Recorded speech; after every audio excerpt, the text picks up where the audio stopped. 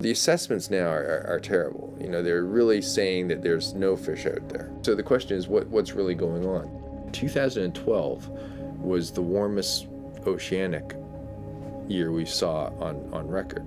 I'm a marine biologist, and my work, my laboratory and I, we work on a number of different animals, basically spatial distributions. The first sign really of climate change and ocean acidification is it's going to be changes in distribution. The primary reaction of animals to adverse conditions is movement. The industry was in pretty rough shape, and they wanted us to create a survey that would estimate the scallops in these closed areas. So what we tried to do is come up with this survey with these kind of parameters. So we wanted to know the abundance and the density. We wanted to know the size distribution, be able to measure things like natural mortality and the impacts of fishing. We don't actually kill any animals with this survey. It's all visual.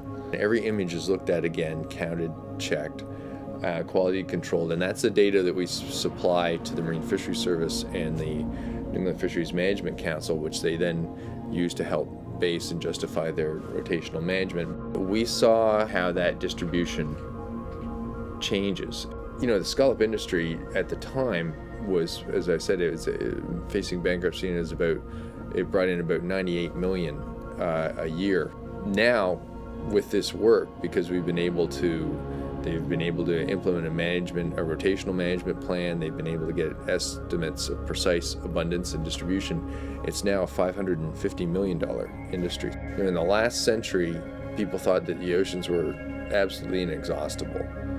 And in this century, that paradigm's completely switched, and people think that there's nothing out there. There's just beer cans rolling around on George's Bank. And so we're trying to actually provide some scientific information that actually says, well, no, this is actually what's out there. Right now, I have 11 graduate students. The labs, there's about 20 students in it, and we've just completed 10 surveys with the scallop work. But we've also been funding high school students and undergrad students to do the processing.